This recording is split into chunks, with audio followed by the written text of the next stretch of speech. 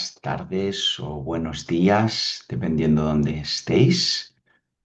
Yo soy Gabriel Fernández Borsot, soy miembro del comité de la SMN en español. Está con nosotros también hoy Martina, que también es miembro de la organización. Y en breve presentaremos a nuestra conferenciante de hoy, que es Natalia Sánchez. Antes, comentar un poco cómo vamos a organizar el evento. Primero va a haber una conferencia de Natalia durante 1 hora y 10 minutos de exposición y después habrá 20 minutos para preguntas de los asistentes que las podéis hacer los que estáis aquí en el aula, en la sala Zoom, las podréis hacer abriendo el micro y preguntando después de levantar la mano y que yo os dé paso o poniéndola en el chat. Y los que estáis viéndolo por YouTube, pues lo ponéis en el chat de YouTube y Martina, que está ahí y bien atenta, nos lo transferirá a nuestro chat de Zoom y así podremos hacer la pregunta. ¿Ok? Bueno, pues yo creo que sin más preámbulos paso a presentar a nuestra conferenciante de hoy, que es Natalia Sánchez. Natalia es ingeniera química con maestría en astronomía cultural y astrología por la Universidad de Gales, en Trinity St. David. Después de ejercer como ingeniera por 13 años, ella decidió que su nuevo horizonte fuera la astronomía cultural, que estudia cómo el entender del universo impacta la vida de las personas tanto en la antigüedad como en la actualidad. Natalia es una conferenciante colombiana y autora de artículos de investigación sobre astronomía cultural. También es madre de 2 hijos, bailarina y apasionada de la naturaleza. Su tesis de maestría se titula Las experiencias cercanas a la muerte impactan la cosmología de quienes las viven y, de ser así, ¿cómo? Un proyecto de investigación desde Colombia. Esta tesis de maestría fue calificada con distinción y premiada por la Universidad de Gales en Trinity St. David. Sus intereses académicos incluyen el estudio de las percepciones contemporáneas del cosmos y la arqueoastronomía en Colombia, y actualmente lidera la expansión a la comunidad hispanohablante de la SMN, o sea, la rama SMN en español, de la Scientific and Medical Network. Pues muchas gracias, Natalia, por compartir hoy tu saber con nosotros y adelante. Hola Gabriel, muchísimas gracias por la introducción, muchísimas gracias a todos los asistentes por estar aquí. Entonces, bueno, entonces ya les comparto aquí la pantalla. Mm. De antemano, cualquier cosa, pido disculpas que por si tengo que en algún momento interrumpir y toser porque la garganta hoy no está muy bien que digamos, pero bueno, esperemos que todo bien y que me pueda expresar sin ninguna dificultad. Entonces, la charla de hoy se titula ¿Qué es real? Una mirada a las experiencias cercanas a la muerte. Esto fue basado en la maestría, como comentó Gabriel, que hice en la Universidad de Gales Trinity St. David sobre astronomía cultural y astrología. Entonces, lo primero es dar como una introducción a qué son las experiencias cercanas a la muerte. Entonces, les voy a dar como la definición académica y luego, digamos, tomo como un ejemplo. Grayson, que es uno de los académicos que más ha estudiado por más de 50 años estos fenómenos, es médico. Dice, son episodios espontáneos e interpretados espiritualmente o eventos psicológicos y profundos con elementos trascendentales y místicos que le ocurren típicamente a personas que estuvieron cerca de morir. Aquí en esta definición también incluyo la de Shushan, otro académico que también estudia mucho esto. Estas experiencias, digamos, han estado por siempre. De hecho, Gregory Shushan las ha estudiado a nivel histórico. Entonces, ha encontrado que en diferentes momentos en la historia también este tipo de fenómenos han ocurrido.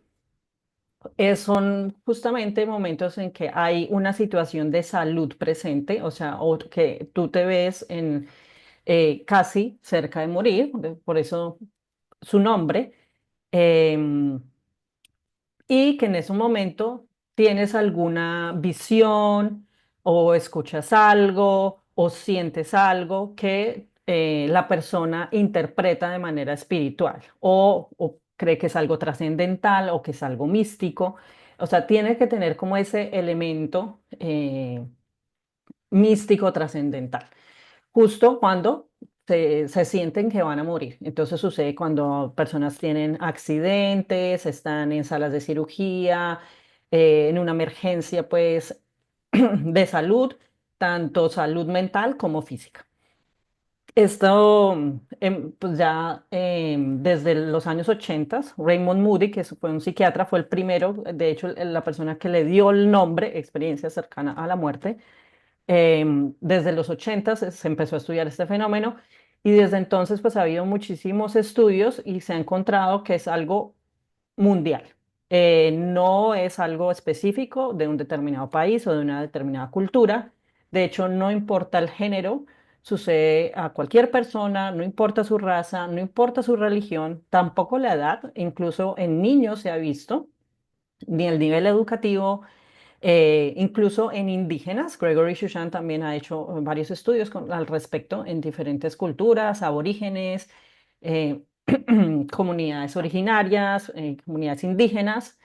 Em, entonces, este fenómeno está presente a nivel mundial, incluso también en gente ciega. Se encuentra en aproximadamente un 4% de la población. Ese es un estimado que se ha sacado de algunas encuestas que se han hecho en Estados Unidos. Mm, Entonces se estima que alrededor de un 4% de la población lo ha tenido. Y si tú has tenido, digamos, un episodio cercano a la muerte, específicamente como un paro cardíaco, se estima que entre un 17 y un 35% tienes de probabilidad de que tengas una experiencia cercana a la muerte. Aquí pues yo algo pongo de algunas referencias, pero pues todas las referencias bibliográficas pues completas están en la tesis de maestría que después les comparto. Entonces, por ejemplo, digamos aquí a mano derecha está una pintura del Bosco, se llama El ascenso al Empirio. Esto fue en el año 1500 aproximadamente y tiene varios de los elementos, de estos elementos místicos que se encuentran en este tipo de experiencias, que justamente esto es lo que les voy a contar a continuación. Estudio reciente en el año 2020 en Bélgica, hecho por varios académicos, entre ellos Grayson también, sacaron como una escala del contenido de las experiencias cercanas a la muerte y han encontrado que hay como unas 20 características en común. La primera, yo lo que hice fue ponerlas como en orden de la más frecuente a la menos frecuente. Y estos porcentajes indican que la persona lo sintió de manera extrema o fuerte. O sea, de hecho puede ser incluso mayor el porcentaje porque puede que alguien haya sentido, por ejemplo, la primera, la sensación de paz, pero no de manera tan fuerte, sino leve. Entonces, la sensación de paz o bienestar es algo extremadamente común en estas experiencias. También así como tener una experiencia fuera del cuerpo o extracorporal, sentirse que uno se sale de su cuerpo. Luego sentir que uno entra a un ambiente no terrenal o que se sale de uno de este mundo. En un 71% hay una percepción extrasensorial, como algo que va más allá de los, digamos, los cinco sentidos. Una percepción también alterada del tiempo, también en un 70%. El tiempo puede o transcurrir más rápido o más lento o no hay sensación de tiempo. La sensación de armonía o unidad también es una característica común. Ver una luz muy brillante. De hecho, esta pareciera como que fuera lo más común, porque lo que se ve, pues que sale en los periódicos, en la televisión es, ah, sí, tú ves la luz al final del túnel. Y bueno, sí, 67% más o menos de personas ven esta luz, pero no todas. Entonces, no necesariamente si no ves luz, significa que no tuviste una experiencia cercana a la muerte, no. Y lo del túnel, de hecho, lo clasifican como estar en una zona de paso, no necesariamente es un túnel. De hecho, pues también en mi investigación encontré que no necesariamente es un túnel como lo vemos ahora. De hecho, un túnel es algo ya algo más bien como contemporáneo. Personas lo decían como que es algo con una forma tipo domo o que estás metido como en algo cónico. Entonces, hay personas que lo ven, o puede ser, digamos, de manera horizontal o de manera vertical. Entonces, entras en un pozo o estás dentro de un pozo, o sea, en algo como cilíndrico. O también es una zona de paso, ves una puerta o algo como que entras estás en un momento ahí, en un lugar de transición. En un 59% una sensación de que regresas de la experiencia. Muchos también dicen que es algo indescriptible o inefable, de que no hay palabras para describirlo. Un 56% tienen una comprensión súbita de sí mismo y del universo. 51% se encuentran con una presencia, usualmente son una o varias personas fallecidas. También sentir que llegan como un punto de no retorno o una frontera. Usualmente esto está ligado a que si pasan esa frontera, es que no hay retorno. O sea, ahí ya saben que mueren si cruzan como esa frontera. Puede sentirse como una frontera física o simplemente como que si yo hacía esto, entonces me iba, me moría. También que sentir que los pensamientos se aceleran en un 46%, otras sensaciones que sean inusuales en los diferentes sentidos, incluso el gusto, el tacto, que olieron algo inusual. Un 45%, escuchar una voz que no procede de una encarnación material, o sea, no hay nadie ahí que tú veas que esa voz proviene de esa persona que está ahí contigo, si estás viviendo esta experiencia con alguien a tus alrededores. Em, También la impresión de morir o estar muerto en un 43%, miren que no todos. Revivir eventos del pasado, un 24%. Esto usualmente se categoriza como si fuera más frecuente de lo que realmente es. Dicen que es cuando se te pasa como toda la película de tu vida. Bueno, sí, sí pasa, pero no es tan frecuente. Sensación de inexistencia o de estar en un vacío absoluto, o incluso sentir miedo, un 22%. Y conocimiento sobre el futuro, o sea, como un tipo de premonición, un 22%. Entonces, digamos, todos estos elementos, estas experiencias se consideran como experiencias místicas, transpersonales, experiencias espirituales, experiencias religiosas, o como lo dijimos en el panel de discusión del mes pasado, experiencia psicoespiritual.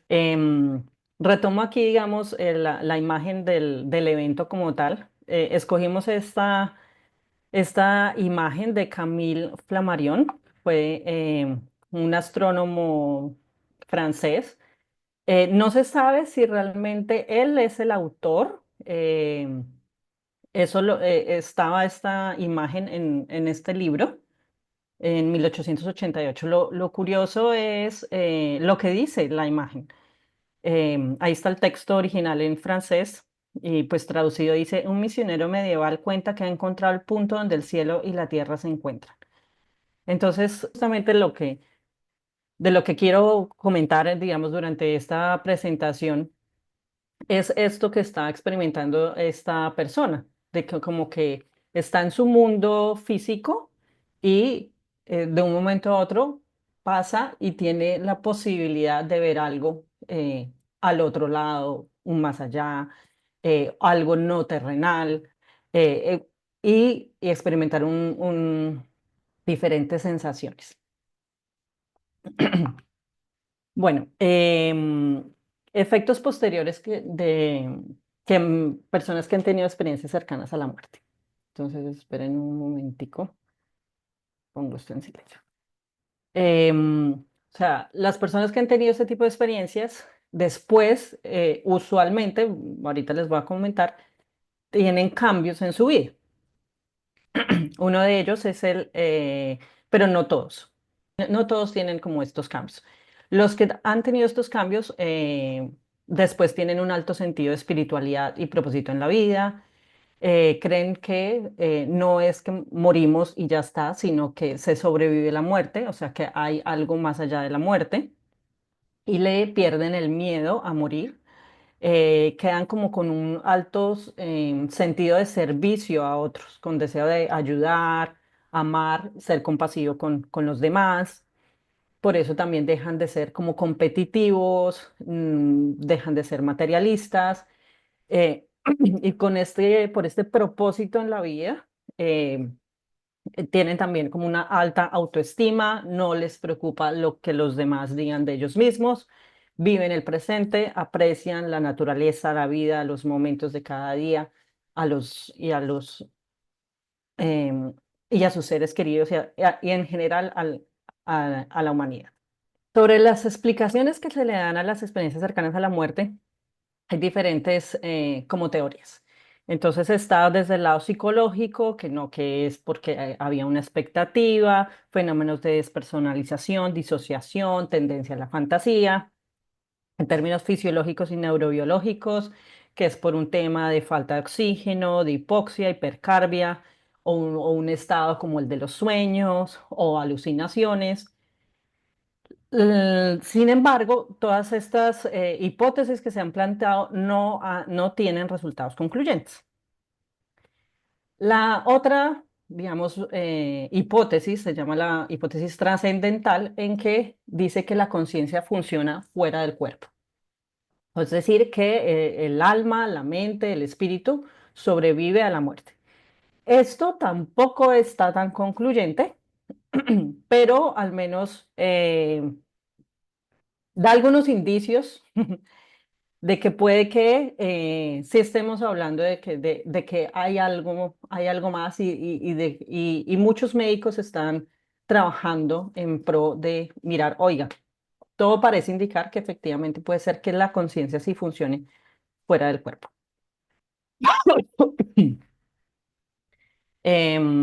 Igual esta no está ligada solo al fenómeno de las experiencias cercanas a la muerte. O sea, la hipótesis de la supervivencia, hay muchos otros fenómenos que intentan demostrar que todos en conjunto, oiga, esa hipótesis puede ser viable.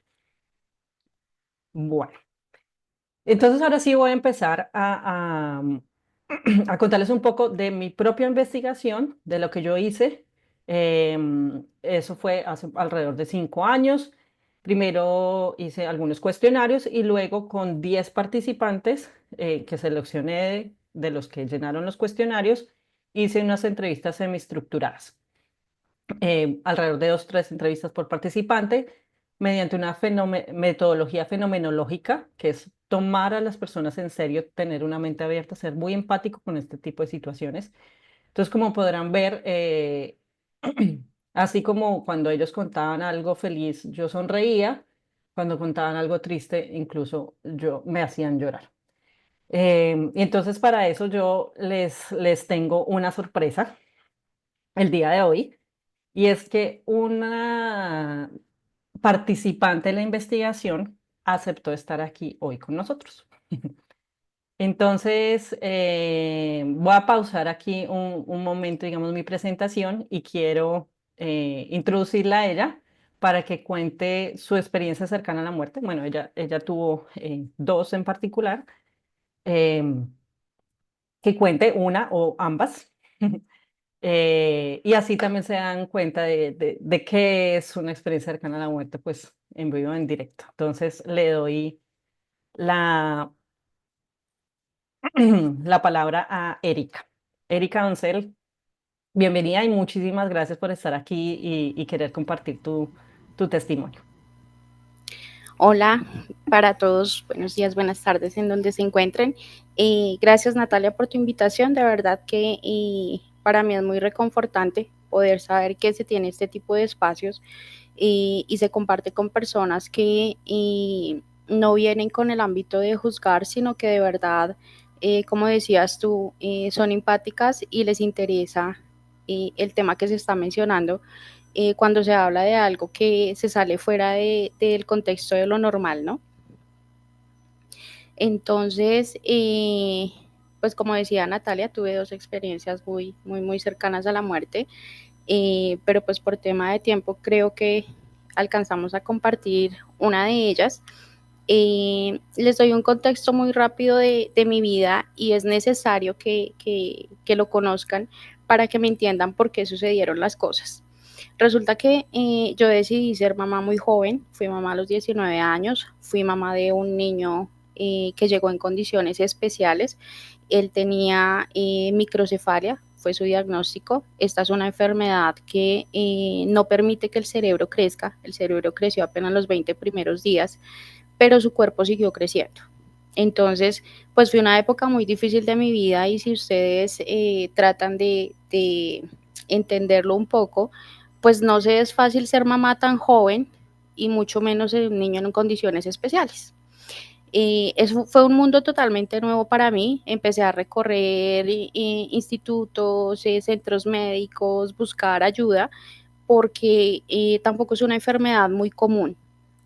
Un neurólogo me dijo que esa enfermedad de 10.000 niños en el mundo le da uno, y pues me tocó a mí, fui la escogida para ser la mamá de Esteban, porque no se sabe exactamente qué la causa, pero sí ya saben que no se causa por problemas neurológicos ni por ejemplo, como el síndrome de Down, que fue un problema de ADN o algo así. No. Bueno, entonces estuvo mi hijo conmigo 4 años y 8 meses. El niño falleció. Yo fui hija única, el papá del niño me abandonó, yo me quedé sola con el niño. Y pues obvio, cuando el niño falleció, pues a mí se me fue el mundo entero, porque toda mi vida giraba alrededor de él. De hecho, yo era estudiante pues de universidad privada. Además, cuando mi hijo nació, decidí aquí en Colombia tenemos la opción de pasar a universidad pública pues por costos, para poder dedicarme a mi hijo pues las 24 horas al día. Además que nunca conseguí quien cuidara de él. Entonces, la universidad me dio el permiso para poder ir con mi hijo a clases, y pues recibí mucha gente empática, mucha gente me ayudaban con los tratamientos, con la leche, con los pañales. Bueno, o sea, fue toda una experiencia. Les hablo que yo iba a cumplir 23 años cuando mi hijo falleció una semana antes de mi cumpleaños, y obviamente yo me quedé sin rumbo, dejé de ir a la universidad, boté mi trabajo, dejé de comer, me la pasaba encerrada, llorando, no sabía si era de día, si era de noche, porque para quienes han perdido un ser querido, eh, les digo con toda el conocimiento y causa que uno siente el duelo, que siente el dolor, que es muy fuerte. Yo que ya perdí a mi mamá también, que creo que es una de las pérdidas más fuertes que puede tener el ser humano. El dolor es grande, pero la pérdida de un hijo es terrible. El dolor se siente físicamente. Yo no podía estar tranquila, me dolía el pecho al respirar, o sea, de verdad, la vida dolía. Entonces, pasados 6 meses, yo tomé la decisión de decir, bueno, yo ya no puedo más con esto, voy a acabar con mi vida. Complemento a la historia que les he contado, yo sufrí de epilepsia desde los 7 meses. Entonces, yo todo el tiempo tenía que tomar anticonvulsivos. Yo tomaba carbamazepina, 4 pastillas al día. Y pues parte de esa fue la razón para que creyeran que el embarazo de mi hijo se había complicado por esas pastillas, pero pues luego con todos los exámenes y todo se comprobó que no. Finalmente, entonces ese día la EPS me enviaba a mi casa al domicilio de 120 pastillas para el mes. Yo recibí las pastillas, yo sabía que yo no podía tomar alcohol, entonces ese día tomé la decisión y dije, bueno, pues nada, yo no puedo con este dolor, aquí esto se acaba. Machaqué las pastillas y en la casa había una botella de champán. Entonces dije, bueno, mezclo todo. Resulta que yo creo que desde ahí empezó lo sobrenatural, ¿saben? No pude destapar la botella de champán, no destapaba, la tiré contra la tableta en la cocina, se rompió la pared, pero no se rompió la botella. Entonces, en el desespero, no sé, yo creo que tuve un ataque de ira y yo me agarré a golpes contra la pared. Entonces, en eso, no sé si por un golpe o por lo que sea, caí inconsciente al piso de la cocina.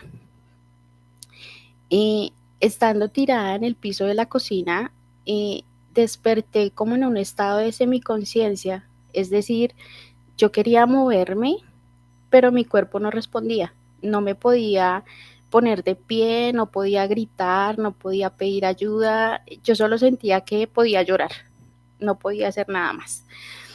Y estando allí tirada, y digamos que perdí como la noción del espacio que rodea, ¿sí? Cuando tú estás en tu casa, tú escuchas, o para los que vivimos en apartamentos, se escucha que el vecino de al lado, no sé, cierra la puerta, timbran, eh, se le cae algo al piso de arriba, bueno, lo que sea. Quedé totalmente sin sonido del exterior, no escuchaba absolutamente nada y de un momento a otro sentí un abrazo, alguien me abrazó, pero fue tierno, fue, fue dulce, y no sentí miedo. Y cuando me abrazó, me dijo, todo va a estar bien, pero escuché la voz, pero no veía quién me estaba abrazando. O sea, haz de cuenta que tú cierras tus ojos y alguien te abraza y tú sabes que la persona está ahí, pero no lo veía. No lo veía, fue una voz varonil pero dulce, y que me dijo, no te preocupes, todo va a estar bien, mi niña. Fueron las palabras. Después de eso, yo como que recobré el movimiento, fuerza en el cuerpo y pude ponerme de pie. Para mí pasaron solo unos minutos, pero cuando yo miré el reloj de mi casa, habían pasado más o menos 7 horas. O sea, ¿cuánto tiempo estuve tirada en el piso de la cocina de mi casa? Y fueron esos 7 horas, pero el encuentro con él fue muy, pues digo él por el tono de voz, fue muy corto, fue muy breve y como que me inyectó nuevas fuerzas, como que dio nuevas fuerzas a mi vida, porque inmediatamente yo me puse de pie. Lo primero que pensé fue en correr a recoger todo el desastre que había hecho, porque yo sabía que en la noche llegaba mi mamá a visitarme.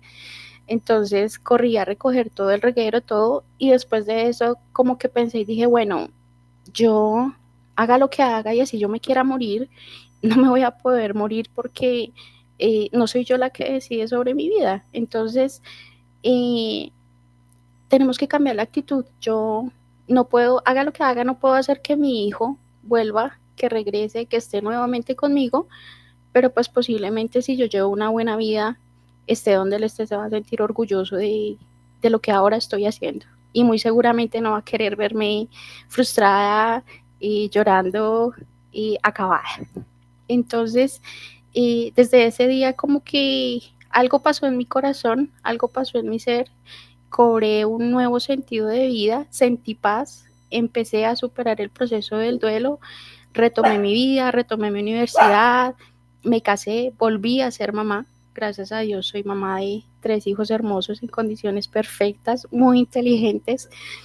Entonces yo siento que la vida se equilibra y va dando nuevas oportunidades dependiendo cómo tú manejes las cosas. Entonces, para mí, ese encuentro fue sobrenatural, fue un encuentro con la vida misma, con la vida misma, fue ese aliento, ese soplo de esperanza de decir, sigue que si puedes y todavía falta mucho por hacer. Muchísimas gracias, pues, por compartir con nosotros tu testimonio. La verdad, muy conmovedor. Yo todavía me siento conmovida y eso que ya lo he escuchado 2 veces o tres. Eh, entonces uno queda ahí ya. Entonces, pues muchísimas gracias. Voy a seguir Gracias a entonces con ti. mi presentación y después te volveré a preguntar algunas cositas a medida que hago la presentación. Vale. Entonces, déjenme vuelvo a compartir aquí la pantalla.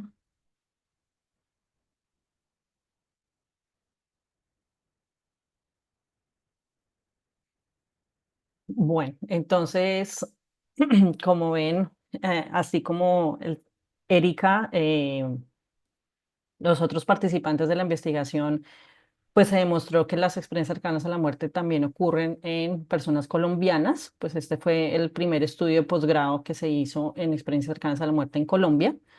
Y también fue independientemente del género, nivel educativo, religión y edad. Y los testimonios pues reportaron características muy similares a lo encontrado en la literatura. Como ven, hay varios elementos en el testimonio de Erika que estaban dentro de las 20 características comunes que se encuentran en este tipo de experiencias. Bueno, ahora vamos a tomar el tema de la realidad, de qué es real para los participantes de la investigación. Entonces, de todas las personas que contestaron los cuestionarios, el 90% dijo que la experiencia cercana a la mente fue real. Dentro de ellos también Erika. Solo 2 personas dijeron que no sabían si había sido real y una persona no contestó. O sea, eso significa que nadie dijo, no, esto no fue real. Todos dijeron que sí fue real y esto es alineado con la literatura. Más de 7 investigadores también comentan que las experiencias son reales para las personas que viven este tipo de experiencias. ¿Por qué es real para estas personas? Porque todo lo que se sintió o se observó o se escuchó o se experimentó realmente ocurrió porque fue una manifestación física. Entonces, aquí les traigo pues algunos de los palabras textuales de lo que me decían las personas. Lo real para mí es algo que puedo percibir con los 5 sentidos mundanos. Eso es real. Real es que existe, o sea, no fue mi mente, no fue mi imaginación, es algo que yo viví, tengo la certeza de la experiencia, es demasiado real. Esto no fue un sueño. Yo lo viví, pero es la percepción, nadie te va a creer. Es algo que yo viví, que yo experimenté, no que me lo inventé ni que me lo contaron, sino algo que yo vi. Entonces sí es algo que pasó. Entonces, que sea una manifestación física es que fue un hecho, o sea, es algo que realmente ocurrió. Entonces, si vamos a lo que decía William James sobre qué es verdad. La verdad es una propiedad de ciertas de nuestras ideas y significa su concordancia con la realidad. Entonces, aquí traigo una de las teorías de la verdad que habla sobre la teoría de la verdad como correspondencia. O sea, algo es verdadero si corresponde a un hecho. Entonces, como es algo que realmente se percibe físicamente, no fue un sueño ni en la imaginación, pues es algo verdadero, es algo real. También comentaron que las consecuencias hacen que el evento sea real, como sanarse o cambiar. Entonces, antes de seguir, yo te quería preguntar acerca de esto, Erika. Para ti, ¿por qué fue real la experiencia cercana a la muerte? ¿Y, y qué hace pues que confirmó pues que sea real? Bueno, yo creo que lo primero que uno equivocadamente hace es autojuzgarse, ¿no? Como, ¿será que es cierto? ¿Será que sí pasó? Y yo caí en un modo racional. Es decir, yo me puse a pensar, bueno, empecemos por el tiempo no miente, ¿cuánto tiempo pasó? 7 horas. ¿Qué más sentí? O que evalué, si tú te tiras al piso en tableta, se supone que si tú estás demasiado tiempo, tú te levantas fría. Y más por ese periodo prolongado de 7 horas, dice uno, bueno, yo tendría que estar fría, tendría que estar helada, tendría que estar en otra condición física, pero mi cuerpo estaba bien, mi cuerpo estaba tibio, tibio como si no hubiera estado en el piso, sino si hubiera estado en mi cama, sí, estaba tibia. Entonces ya físicamente empecé como a analizar esos factores, ¿no? Y bueno, ¿qué pasó con el resto de la gente? A mi casa, no sé, posiblemente alguien tuvo que haber llamado al celular y alguien tuvo que haber hecho algo, pero fueron 7 horas en que mi mente estuvo totalmente desconectada del entorno que me rodeaba, ¿sí? Entonces traté de explicarme todos estos puntos y pues yo creo que definitivamente lo que me convenció de que fue real es que me sentí con ganas de volver a empezar. Volví a comer, parte de la experiencia fue esa. Yo pues durante esos 6 meses había dejado de comer y mi faringe se estaba cerrando. Entonces cuando intenté volver a comer, me tocó hacer un tratamiento médico para poder volver a degluir bien, ¿sí? Entonces fueron varios factores en donde yo digo, bueno, porque a las 9 de la mañana yo estaba pensando en suicidarme y cuando me despierto a las 6 de la tarde estaba cargada de energía. Entonces, para mí fue súper real. Gracias. Y también, no sé si quieres contar de que, bueno, yo sé que no es solo por la experiencia cercana a la muerte, sino por otros eventos también de tipo místico que sucedieron después de que tú dejaste de convulsionar.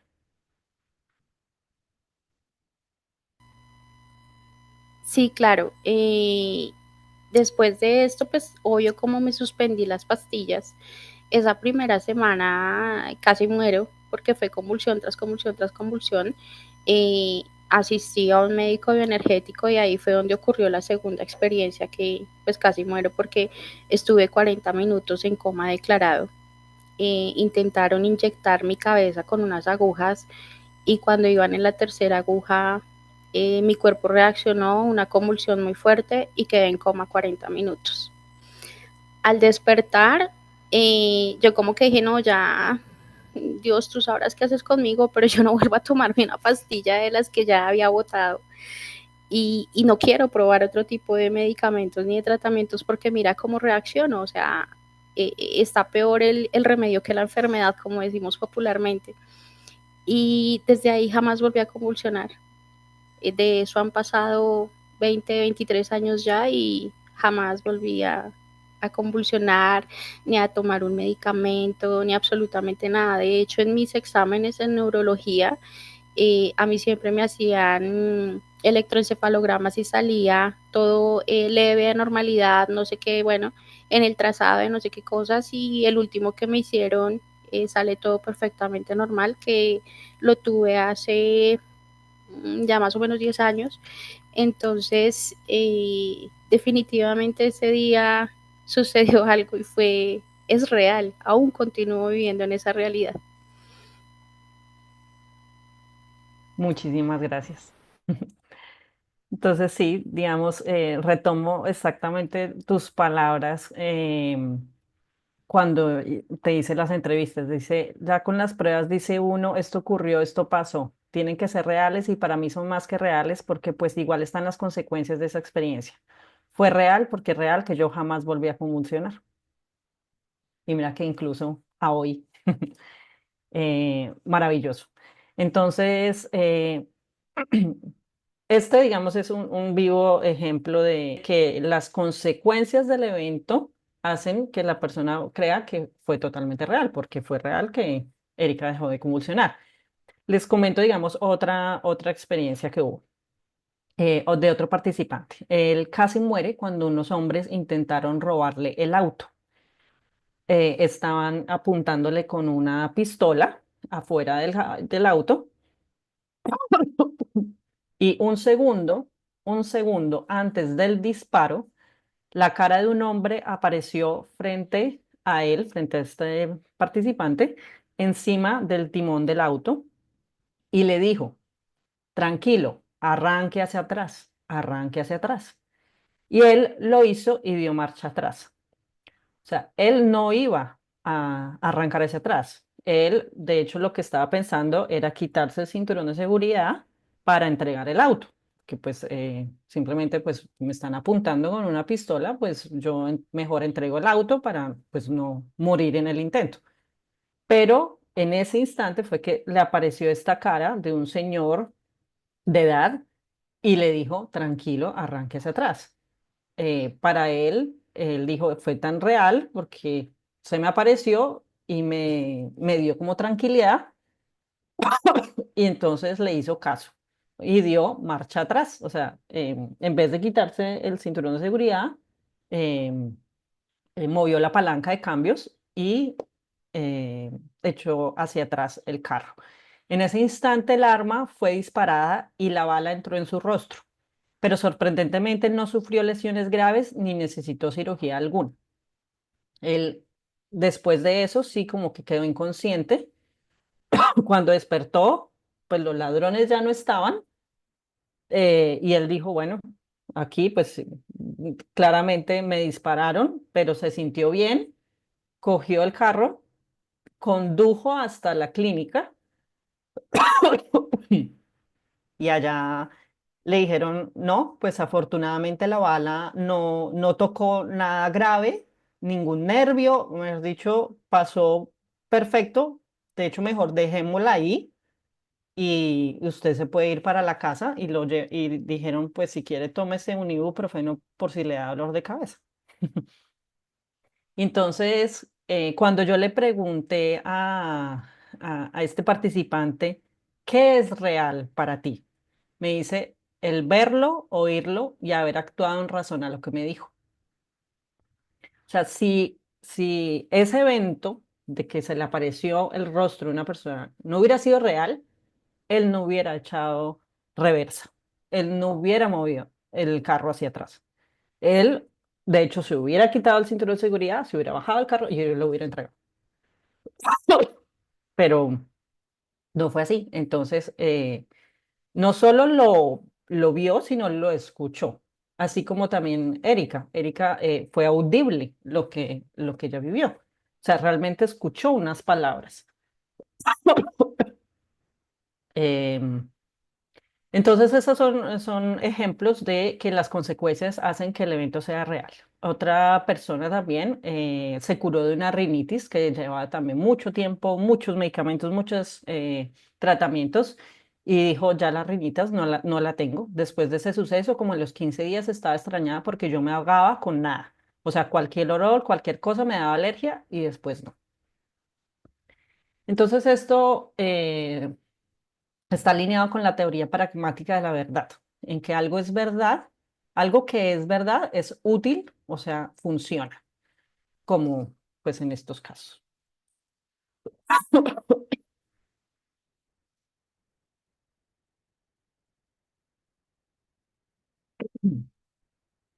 Y hay otra teoría de la verdad que se llama como coherencia, en que una creencia es verdad si encaja con un sistema particular de creencias o cuerpo de conocimiento. Entonces aquí todo depende de cuál sea tu sistema de creencias o sí, qué crees que está dentro de lo que llamamos conocimiento. A tres participantes, estoy hablando de las personas con las que hice entrevistas en donde yo pude como ahondar en esto. Tres participantes, la realidad de lo que vivieron, tanto durante la experiencia cercana a la muerte como después en las secuelas o en los cambios físicos que hubo después, eso, la realidad desafió creencias previas. Para cuatro participantes, la existencia de Dios no era un desafío a las creencias anteriores, sino una confirmación. Justo esas cuatro personas es que eran religiosas y por eso lo llamaban Dios. Apoyó la idea de que era verdad, de que era real. O sea, se confirmó que Dios existe. Y en los anteriores, simplemente las creencias previas se desafiaron por la realidad de lo que vivieron durante la experiencia cercana a la muerte. Después les va a hablar un poquito de los detalles de esto en específico. La cuestión es que lo físico, lo sensorial, o sea, los cinco sentidos de haber escuchado y eso, pues hacen parte de nuestro sistema. Entonces, oiga, esto es verdad porque es que encaja en que es así real como en este momento que estoy tomando el celular y lo veo, o sea, así como veo el celular, vi un rostro que se me apareció en el timón, o así como estoy escuchando que hay un carro pasando por la calle, escuché la voz de una persona que le decía a Erika, tranquila, que todo va a estar bien. Los participantes mencionaron que había algo más. O sea, sintieron algo que normalmente no habían sentido, o sea, algo que va un poco más allá de las sensaciones ordinarias. Esto se llama percepción extrasensorial. Entonces dice, la percibí por todos mis sentidos. Por eso digo que es cierto, esa sensación de plenitud es una sensación que como ser humano nunca había sentido, ni yo la he vuelto a sentir nunca más. Yo estuve en un sitio muy agradable que no era este mundo. Eso fue una experiencia como extrasensorial. No es algo que tú vivas todos los días o que tú puedas provocar. Lo real para mí es algo que puedo percibir con los cinco sentidos mundanos, pero que también puedo percibir con lo que la intuición o lo que uno llama el sexto sentido. Yo podría negar que eso pasó, pero mi cuerpo sabe que sí, y ese no miente, está ahí. Entonces, ¿qué es eso que se vuelve real para los participantes? Que no creían que era real antes y al verlo, oírlo, escucharlo, sentirlo, se volvió real. ¿O qué es eso que se confirmó su existencia con la experiencia cercana a la muerte? Uno de los términos que salió en la investigación es el término el más allá o un más allá. Entonces, hay dos formas de verlo. Para algunos participantes, el más allá es como un estado diferente de conciencia.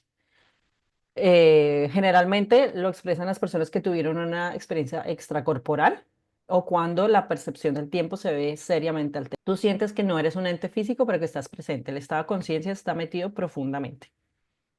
No lo veo como mundo, sino como existencias más allá. Para otros participantes sí se ve como otro mundo. O sea, el más allá es un reino más allá del mundo físico en el que vivimos. Entonces sintieron que el más allá es como un entorno no terrenal, es algo más allá de la vida, es algo como espiritual. Dicen fue al otro mundo y volví, pero algo completamente sobrenatural, diferente, otro estadio, otro espacio, como otra dimensión.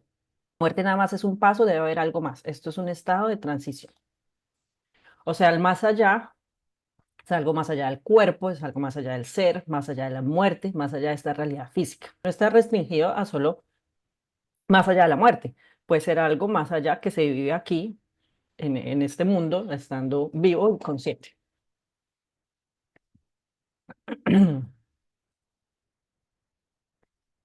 Entonces, esta noción del más allá, pues es muy inclusiva, ¿sí? Porque no se restringe a solo la vida después de la muerte, o a otro mundo o otra dimensión. O sea, es también un estado de conciencia. Cuando yo le pregunté a los entrevistados cómo sentían ese más allá, eh, la mitad de ellos dijo que el más allá no es físico, algunos de ellos usaron el término espiritual, cuatro de ellos dijeron que es tanto físico como no físico, y uno dijo pues que no sabía. Pero sí todos, incluyendo a Erika también, describieron un más allá basado en su propia experiencia. Y esto pues evoca, hay una hipótesis de Hofford en que las creencias espirituales, las creencias sobrenaturales o de vida después de la muerte tienen su origen en experiencias personales extraordinarias, como las experiencias cercanas a la muerte. O sea, más o menos como que el origen de las religiones está basado en este tipo de experiencias como extraordinarias. Claro, en la antigüedad, en la historia, le suceden como a personas em, que de hecho empiezan a ser como o líderes de esas religiones o fueron como personas que se destacaron, porque realmente le pasaba a muy pocas personas. Ya en nuestra era, como hay muchas técnicas de resucitación y entonces estamos salvando muchas vidas, entonces ya hay mayor frecuencia de este tipo de experiencias. Por eso es lo que les digo, alrededor de un 4% de la población puede tener este tipo de experiencias.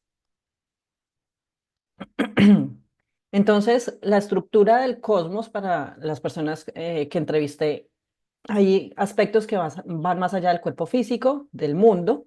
Entonces, no están cubiertos por un punto de vista materialista en donde solo es el mundo físico y ya está, o la cosmología científica, donde el cosmos está integrado por un universo físico y no hay nada más allá. Por el contrario, un más allá, Dios, espíritu, alma, como se llame, usaron pues diferentes términos cada persona, es una parte relevante de la realidad que complementa el cuerpo e influye en el mundo físico. Esta noción está alineada con la visión postmaterialista en la que existe una interconexión entre la mente y el mundo físico. Entonces, ahondando un poquito en esto, pues, ¿cuáles son las teorías filosóficas de la realidad? Es algo así como muy general. Yo tampoco soy filósofa ni experta en esto, pero, y hay muchas más otras teorías, pero digamos que de las principales, pues, en primer lugar está el fisicalismo, materialismo. La realidad es primordialmente física o hecha de materia. El dualismo, en que la mente y alma también es parte de la realidad, pero es totalmente diferente e independiente de la materia. El idealismo, en que hay dependencia entre mente, alma y materia. Y el postmaterialismo, mente y espíritu son aspectos de la realidad y hay una interconexión, no una dependencia, sino una interconexión, hay conexión entre mente, alma y el mundo físico. Lo que comentan las personas que entrevisté, pues caería como entre esas dos, entre idealismo y postmaterialismo. Hay pues como una interconexión o una dependencia entre mente y alma y materia. O sea, mente, alma, espíritu, o como lo quieran llamar, pues hace parte de la realidad, así como la materia y lo físico. Y pues esto está alineado con la explicación trascendental al fenómeno de las experiencias cercanas a la muerte, donde se reconoce que es posible que el cuerpo pueda funcionar, que la conciencia pueda funcionar sin el cuerpo. Entonces, algo que no incluí propiamente en la tesis, sino que lo traje para la presentación de hoy, es el tema, bueno, para los médicos, el mundo de la medicina, dirán, es que eso son alucinaciones. Para las personas que viven estas experiencias, eso fue real. Algunos médicos dirán, eso son alucinaciones, pero entonces miremos la diferencia entre experiencias cercanas a la muerte y alucinaciones. Entonces, aquí este estudio en el 2009 mencionaba que hay diferencias en el contenido. Entonces, usualmente las experiencias cercanas a la muerte son muy específicas, tienen una lógica y tienen una organización. Además, responden a patrones como las 20 características en común que les comenté al principio, que se replican a nivel mundial. Esto no sucede con alucinaciones. Las alucinaciones son muy aleatorias, no son algo específico, no tienen lógica, no tienen organización y no hay, no se encuentran patrones a nivel mundial. Ah, todo el mundo siempre suele alucinar sobre, yo qué sé, relojes. No.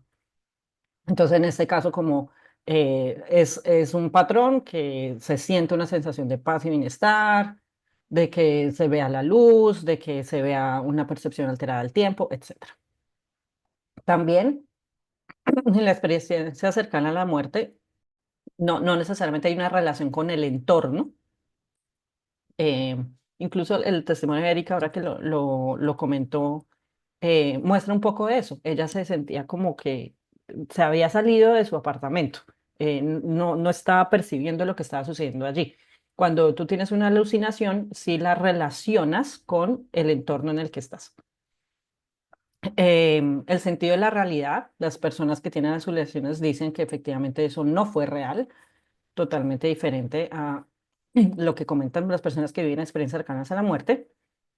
Y el tema de la memoria, la vividez, o sea, para las experiencias los que viven experiencias cercanas a la muerte viven que eso es vívido, o sea, no se pierde la memoria, casi que se tiene la totalidad de los recuerdos.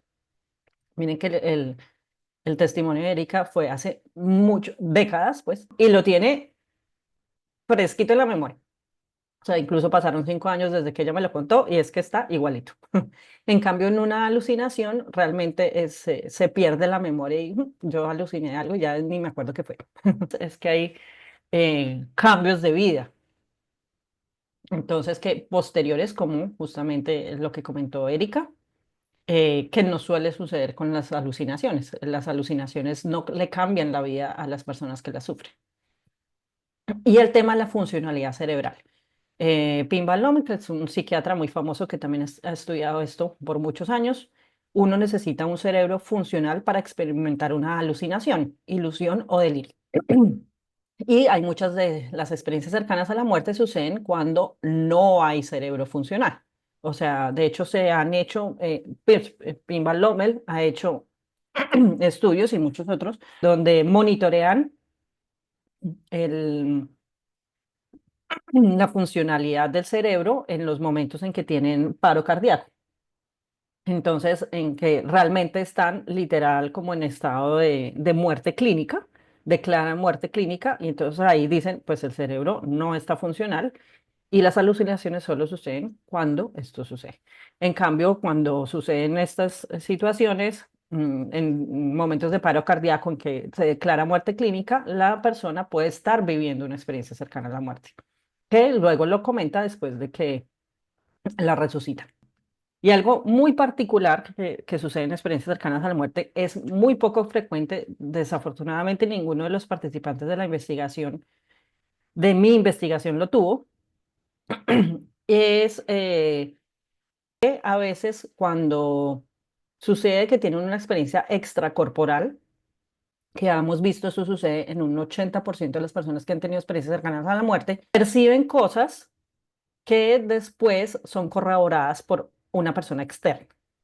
O sea, son verídicas. Digamos, uno de los casos reportados pues, por varios, creo que fue por Pinman Lommel, fue de una persona estaba como también entrando pues en la clínica en momento de paro cardíaco, salió de su cuerpo y vio que entraban como a la sala de resucitación o a la sala de cirugía, no recuerdo bien.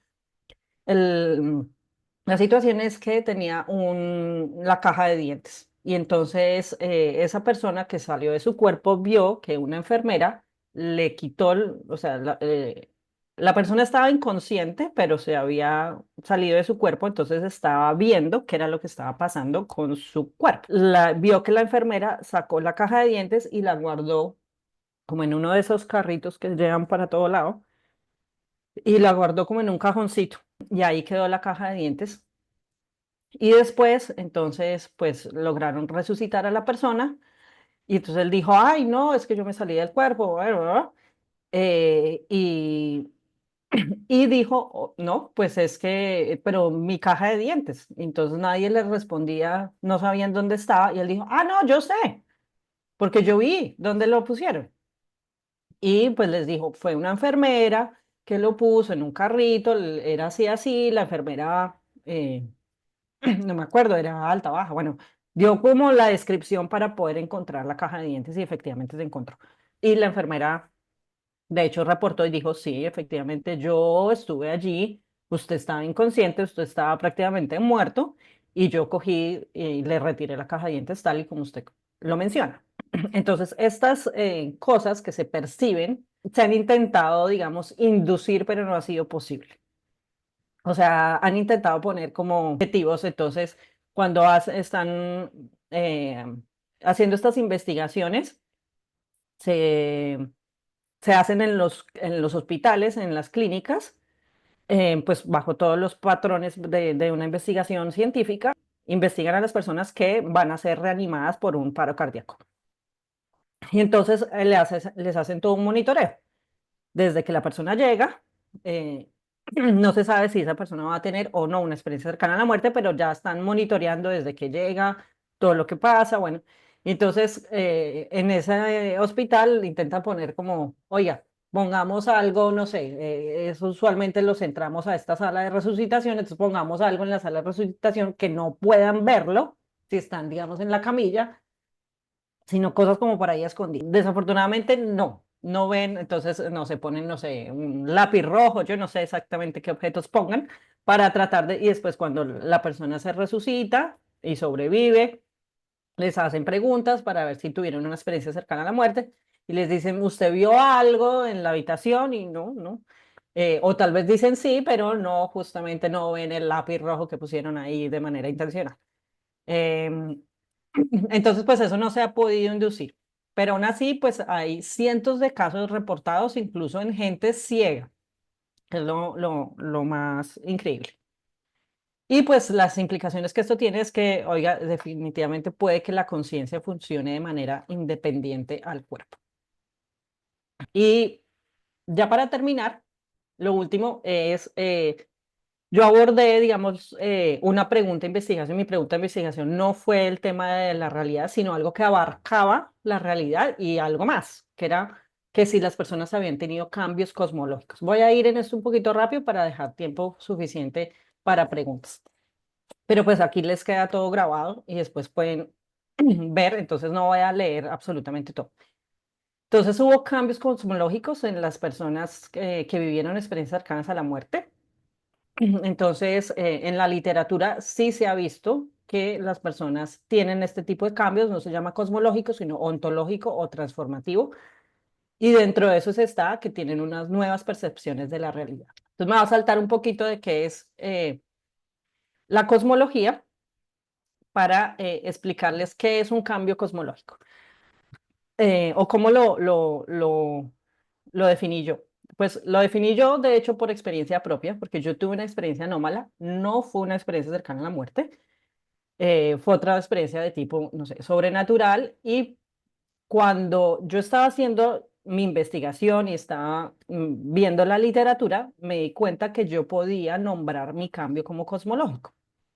Esa es una técnica, se llama autoetnografía. Entonces, mi cambio cosmológico fue que el significado que le di a mi experiencia anómala era que mi esquema de la realidad previo estaba incompleto. La realidad era mucho más grande de lo que pensaba. Este pensamiento generó como una autorreflexión, o sea, algo muy existencial de quién soy yo, qué estoy haciendo, cómo puedo contribuir a este mundo. Eso hizo buscar mi propósito en la vida. Y afortunadamente tuve la claridad de darle forma y las principales consecuencias fueron que cambié de carrera. Yo soy ingeniera química y terminé en las humanidades. Y también un cambio espiritual porque me consideraba antes atea, aunque yo era como agnóstica, bueno, estaba entre atea y agnóstica y ahora soy una persona espiritual.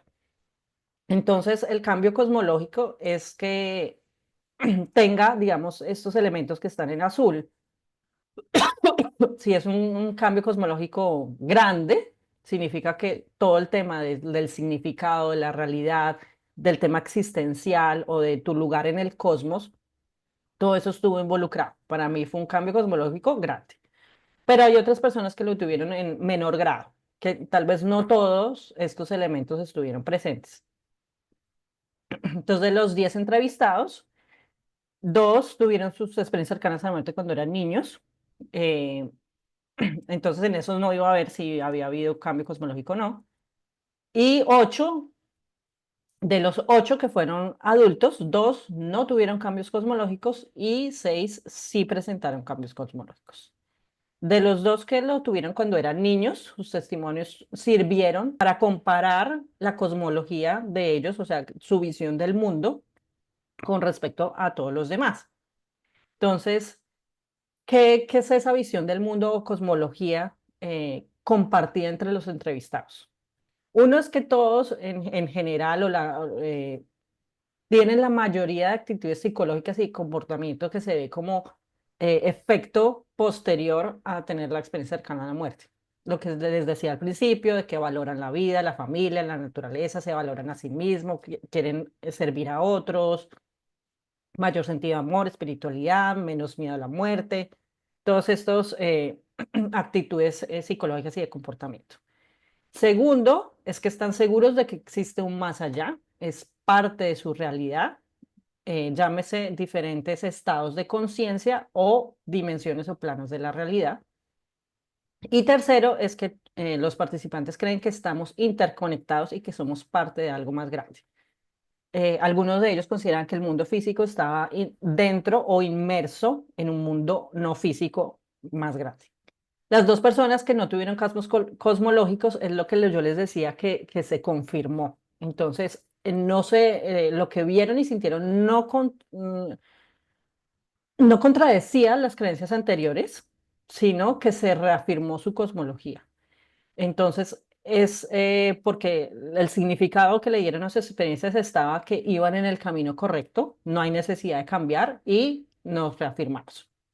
Entonces, ambas, justamente estas dos personas eran creyentes en Dios Entonces, simplemente como que se reforzó su creencia en Dios. Una de las características es que de ellos dos en particular es que no había estrés en su infancia y contexto, contrario a las 6 personas que sí tuvieron cambios cosmológicos, 2 en grado bajo y 4 en grado alto, que sí había mucho contexto de estrés en ese grupo, como pues lo mencionó Erika, el tema de pensamientos suicidas o intentos pues de suicidio, otros abusos físicos, vivieron abusos verbales, sexuales, abortos, hambre, pobreza, la muerte de un ser querido, adicciones, conflictos familiares muy estresantes. Los que lo vivieron en grado bajo es que tuvieron como esos temas existenciales y de significado, sí estuvieron en su cambio, pero no se impactó su visión de la realidad. En cambio, los que lo vivieron en grado alto, sí venía con todo. Les hizo repensar su propósito en la vida, su papel en el cosmos, y lo que vivieron amplió sus percepciones de lo que es real. O sea, aquí les dejo, digamos, los testimonios para que luego los lean. Entonces, más o menos, pues la conclusión es que alrededor de un 20-30% no reportarán cambios, en cambio un 70-80% sí van a presentar como cambios cosmológicos, que son cambios grandes, importantes, que se podría decir como de transformación, y la mayoría lo vivirá en un grado alto. Y finalmente, ya, ahora sí, para terminar, yo doy como una teoría y digo que la experiencia cercana a la muerte puede actuar como una brújula cosmológica. Una brújula es algo que te da como una guía, ¿sí? Es como una herramienta. Esto es algo metafórico porque nadie mencionó la brújula como tal en la investigación, sino es mi forma de explicarlo, de cómo funciona. Inconscientemente, eso es en el inconsciente, la experiencia cercana a la muerte les da una orientación para evaluarse a sí mismo y ver si estaban en el camino correcto o no. El rumbo que marca, digamos, la brújula es esa cosmología compartida de esos comportamientos, esas actitudes psicológicas, de que hay un más allá, de que hay un sentido de interconexión, de que somos parte de algo más grande. Si una persona ya tiene esa cosmología, la experiencia cercana a la muerte lo reafirma y no se necesitan cambios. O sea, es como si la brújula, tú vas en un camino y la brújula te muestra ese camino y dice, ah, no, sí, se reafirma que tú vas por buen camino. Si eres joven, la brújula como que te traza la dirección a seguir, y si tu curso de vida va hacia un camino diferente, como en el caso de Erika, la experiencia cercana a la muerte muestra una mejor posibilidad para que te puedas reorientar. Sin embargo, eso depende mucho de la experiencia de la propia persona, o sea, de lo que se vivió durante la experiencia de la persona, del contexto. Entonces puede que se necesite más de una experiencia mística, espiritual, sobrenatural. O sea, tal vez no aplique solo para las experiencias cercanas a la muerte. De hecho, yo viví un cambio cosmológico y no tuve una experiencia cercana a la muerte. Fue una experiencia de tipo sobrenatural y lo sentí así. Entonces, esta teoría de brújula cosmológica puede aplicarse a otras experiencias psicoespirituales también, que pueden actuar de esa manera. Entonces, bueno, con eso finalizo y muchas gracias a todos y quedamos pendientes pues de las preguntas que tengan para mí o para Erika. La tesis la pueden encontrar aquí en estos dos links. Está ya casi lista en español. Raquel Torrente, de hecho, está aquí con nosotros en la reunión. Ella me hizo el gran favor de traducir la tesis al español. Yo lo estoy como terminando de editar, pues hay ciertas cosas que uno sabe pues cómo quiere decirlo y que quede bien organizada, las referencias bibliográficas, las tablas, las gráficas, todo. Espero tenerlo para cuando mandemos la grabación. Gracias.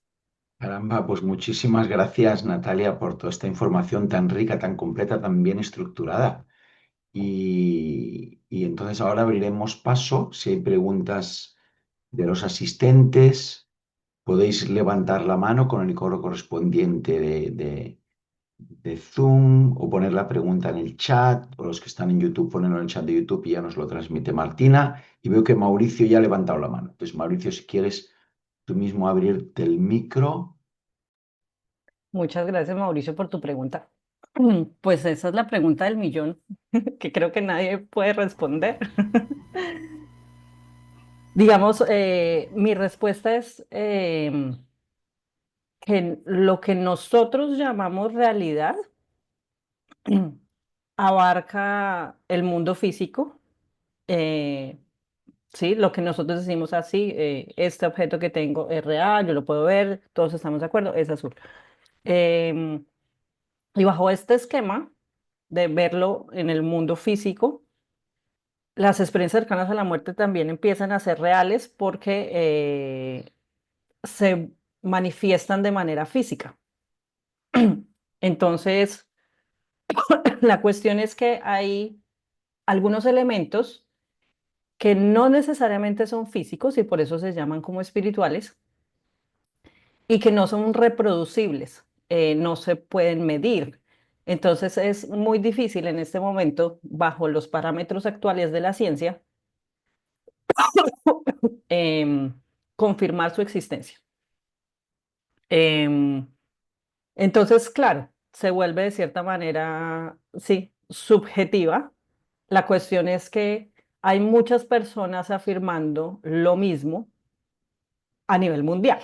Entonces, de la subjetividad ya vemos que puede ser algo que implique algo mucho más allá, porque una cosa es que sea solo yo, que yo me lo inventé y yo fui la que escuchó eso y pues para mí real fue que es que yo lo escuché y como nadie más lo escuchó, pues bueno, pero que se repita ese fenómeno a nivel mundial, a nivel histórico, no importa si eres un niño, por ejemplo, en las investigaciones con niños son muy interesantes porque ya no tienen como ese contexto social y eso, que son niños pequeños, muy pequeños.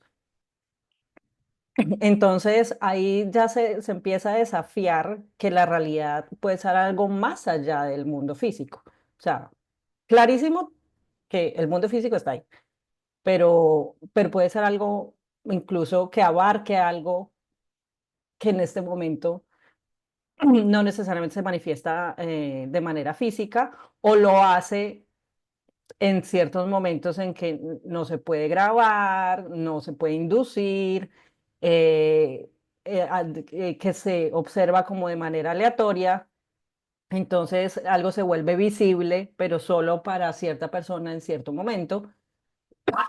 Entonces eso complica la situación para que podamos saber, oiga, qué implica la realidad. No sé si con eso algo pude contestar a tu pregunta.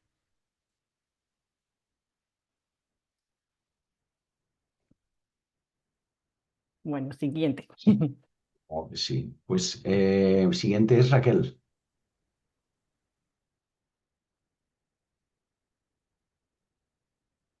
No te escuchamos, Raquel. A ver, tienes que abrir el Ya, micro. ya, ahora sí. Lo primero, Natalia, darte las gracias por estar haciendo esta presentación aun a pesar de cómo estás físicamente, porque podrías haber dicho, ay, no, estoy muy mal y no lo hago. Y en cambio aquí has estado ofreciéndonos esto, entonces muchas gracias y que te deseo que te mejores, desde luego. ¿Eh? Gracias. Yo recomiendo sinceramente leer esa tesis, puesto que al yo haberla traducido, sé que lo que ha presentado aquí Natalia es un 30% de todo lo que hay en la tesis y lo que has dicho, Gabriel, de estructurada y de súper técnica, vamos, ella con una profusión de referencias y con una profusión de metodología verdaderamente científica y muy experimentable y experimentada. Entonces, recomiendo mucho la lectura de su tesis para tener todavía más información y además quiero reconocerte, Natalia, que para siempre jamás vas a quedar como la primera en Colombia que estudió semejante tema. Me parece muy importante, ¿eh? Me parece muy importante porque cualquiera que quiera estudiar sobre ese tema va a tener que ir a Natalia Sánchez a verlo, ¿eh? Entonces eso, enhorabuena. porque también eso es importante. Entonces quería hacerte, y quería hacer también un comentario que me parece muy interesante, y es que ha salido en la Universidad de Cambridge una grabación de Stephen Hawking, de una entrevista que le hacían a Stephen Hawking, en donde precisamente estaba guardada bajo 18 llaves porque él no quería reconocer, puesto que él decía en la propia entrevista que como eso saliera a la luz, que su carrera de científico serio iba a ser defenestrada, ¿no? Y en realidad lo que decía en esa entrevista era que efectivamente, porque la pregunta que le hace el entrevistador es, a ver, señor Hawkins, usted dice que más allá del horizonte de sucesos en los agujeros negros, la conciencia se mantiene, o la energía se mantiene, mejor dicho. Luego, podríamos decir que cuando nos morimos también hay un mantenimiento de esa conciencia, es decir, hay una vida también independiente más allá de lo físico, y parece ser que el señor Hawkins respondía sin duda. Luego, es una confirmación a lo que tú has estado presentando, que os voy a poner en el chat el link para que lo veáis por vosotros mismos, porque me parece que esto es para compartir y para realmente a todos lo que nos interesa el tema, saber que el señor Hawkins, que era un señor muy serio, decía lo mismo que tú has estado encontrando en tu investigación. O sea que, Natalia, enhorabuena. Quería hacerte la pregunta específica de los sujetos que tú has utilizado en esta investigación. Según yo tenía entendido, y me parece que además lo has dicho tú misma, cuando se considera una ECM es cuando se ha llegado a un encefalograma plano. ¿Es así o yo lo he entendido mal? No, no necesariamente. Eh, Eso es lo que más investigan porque es como el momento en que justo, digamos, se considera muerte clínica, entonces son los casos como que más llamarían la atención, pero realmente una experiencia cercana a la muerte, o sea, tiene que tener dos características. Una, que tú estés en un momento donde tu vida está en riesgo, tanto por cuestiones físicas o mentales. Tu vida está en riesgo o sientes que te vas a morir, entonces alguien que se cae, digamos, de un balcón, tienes un accidente, estás en una cirugía, o sea, algo que involucre el tema de salud. eh, y segundo, pues que la persona después comente sobre que tuvo vio algo o esos elementos místicos que tiene. Pero no se restringe a solo los que tuvieron paro cardíaco o encefalograma, no, no se restringe. Muy bien. Muy bien. También quería agradecer a Erika el haber compartido tu experiencia. Muy, en fin, nos ha llegado, a mí por lo menos me ha llegado al corazón, me ha dejado muy, en fin, tocada de decir qué maravilla, qué experiencia, y que hayas podido cambiarla de esa forma, porque eres entonces un ejemplo vivo de que efectivamente existe algo más, ¿eh? Ese algo más. Muchas gracias, Natalia. Muchas gracias, Erika. Gracias. Ok, muy bien, pues tenemos siguiente Juan para preguntar. Sí, muchísimas gracias. De veras, qué experiencia tan especial, qué regalo tan grande recibir desde estas dos vertientes, la científica y la experiencial, estas experiencias. Eh, Estoy muy emocionado de tener la posibilidad de estar presente. Y yo le quería hacer una pregunta a Erika, si me lo permite. Y es, bueno, nos dijiste cómo era tu relación con Esteban, tu hijito, Mi hijo. por Ujú. años, Sí. ¿no? Desde que lo tenías en la panza hasta que llegó y recibió el diagnóstico y Ujú. todo el tiempo que vivió. Y yo te Sí, quería preguntar una cosa en claro. relación con tu experiencia cercana a la Ujú. muerte. ¿Esa experiencia ha cambiado tu relación con él, ¿Con Esteban? con No, Esteban? Sí. Esteban falleció. Esteban falleció cuando tenía 4 años y 8 meses. A eso me Falleció, refiero, a sí. eso me refiero. Después de que lo perdiste, que se fue, que como le queramos llamar, Ujú. había un tipo de relación de tú con él. Y la Eh, pregunta es, ¿la experiencia cercana a la muerte ha modificado en algo esa manera de relacionarte con él hasta el momento presente? digamos que yo lo tengo como mi más preciado recuerdo. Ya no ese, esa personita que recuerdo con tristeza.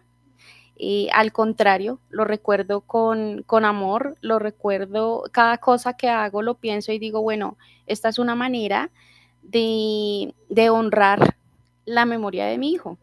¿Sí? Como que cada cosa que tú haces lo evalúas y dices, bueno, siendo mi hijo se sentiría orgulloso de mí o le daría pues pena lo que estoy haciendo, ¿sí?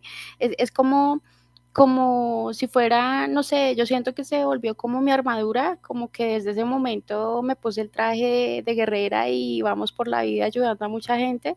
De hecho, ahorita, complementando la pregunta que me haces y también algo que mencionaba Natalia respecto a qué es la realidad, para mí mi realidad se convirtió en una decisión de vida, ¿sí? Nadie va a ver la realidad como tú la ves porque nadie ha vivido lo que tú has vivido, ¿sí? Entonces, mientras que para unos el cielo está naranja oscuro y es un lindo atardecer, para otros está oscuro y frío y cada uno percibe su realidad, ¿sí? Entonces, digamos que después de esa experiencia, no sé hasta qué punto lo que te decía, se pone uno como la armadura y se vuelve valiente. No hace mucho, Natalia, si me permites, lo comparto. Yo pasé un proceso oncológico, por eso el look que tengo, mi pelo está naciendo. Estuve en tratamiento de cáncer. Fui diagnosticada precisamente hace un año con cáncer, un cáncer líquido, que no es muy común. Duraron 4 años investigando mi cuerpo y no lo encontraban, no lo ubicaban. Entonces, todo el tiempo yo decía, bueno, si yo ya superé el dolor y la pérdida de un hijo, bueno, vamos a cambiar el término cáncer. A la gente le dicen cáncer y su realidad es que cáncer significa muerte. Para mí la palabra cáncer fue una nueva oportunidad de vida. Vamos a ver qué hay que hacer a donde Dios me lleve en este momento y vamos a ayudar a otros.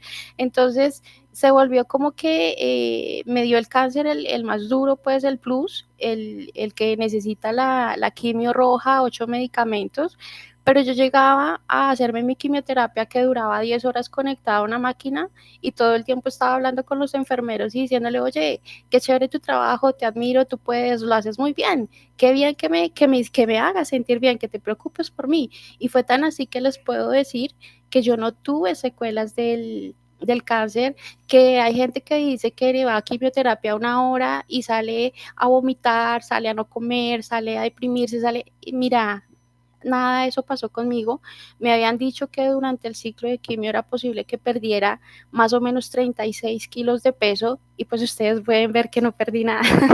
Perdí apenas 300 gramos y pues lo único que sí se cayó fue mi cabello. Entonces dice uno, bueno, aquí estamos y mi realidad fue que el cáncer no iba a ser muerte, iba a ser eso, una nueva oportunidad de vida.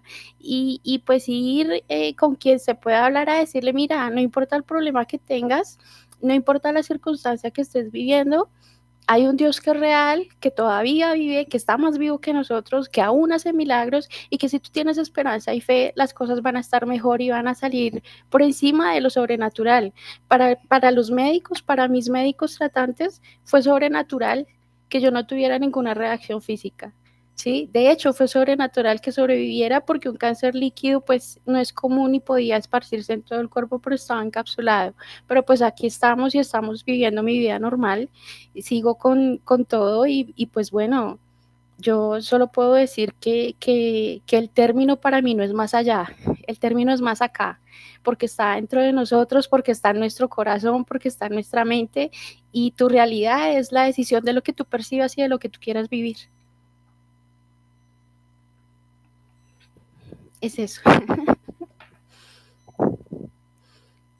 Bueno, caramba, qué bonito. Pues no sé si ya hemos llegado a las 8:30 en España y no sé si nos toca ya ir cerrando, pero antes de cerrar, queremos anunciar los próximos eventos que va a haber organizados por la Scientific and Medical Network en español.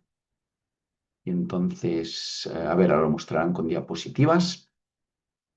Lo primero es este encuentro que se hace periódicamente, que se llama así Creando Lazos, que simplemente es un espacio informal donde se reúne gente que quiere compartir, hablar sobre estas temáticas que nos interesan en la SMN, ¿no? Y conocer otras personas que también tienen esos intereses, y es simplemente un sitio para socializar y para unirse y para formar comunidad, ¿no? Entonces el próximo encuentro es el viernes 6 de junio y en la hora de España es de 7 a 8:30, y en Colombia y Perú de 12 a 1:30, y en los otros países pues ya vais mirando cómo es la diferencia horaria, ¿no? Ok, pues esto es el 6 de junio, que es lo siguiente que va a haber. Y después, el 20 de junio es la siguiente conferencia por una experta, que es Virginia Gowell, que nos va a hablar con este título: El inconsciente, los sueños y la muerte, una visión psicoespiritual. Ella es una persona con un largo recorrido en el trabajo con sueños y el análisis de los sueños, y nos va a hablar de esto, esta perspectiva profunda y polifacética que tienen los sueños, también desde una perspectiva psicoespiritual. Esto es el 20 de junio, viernes, a las 7:30 en España, a la hora que correspondan los otros lugares. Pues creo que con esto hemos llegado al final de hoy. Muchas gracias, Natalia, y muchas gracias, Erika, por compartir esta información tan, tan interesante, ¿eh? Y bueno, y tan importante, ¿eh? Para la vida, para nuestra vida como humanos, realmente. ¿Ok? Gracias a No, ustedes por brindarme esta oportunidad. Pues nada, con esto cerramos la emisión y nos vemos el 10 de junio o el 20 de junio. muchísimas gracias, Erika, por estar aquí y por aceptar ahí mi invitación para Claro que compartir tu historia. Hermosísimo, hermosísimo. Las últimas palabras fueron como súper conmovedoras, que como nos dejaste como sin palabras. gracias, El más acá, espero. voy a llamarlo el más acá. Eso. Gracias de verdad, Natalia, por la oportunidad, a todos los participantes por haberme permitido y pues compartirles parte de las vivencias, y de verdad espero que algunas de todas estas palabras se hayan quedado aquí en las tablas del corazón de cada uno.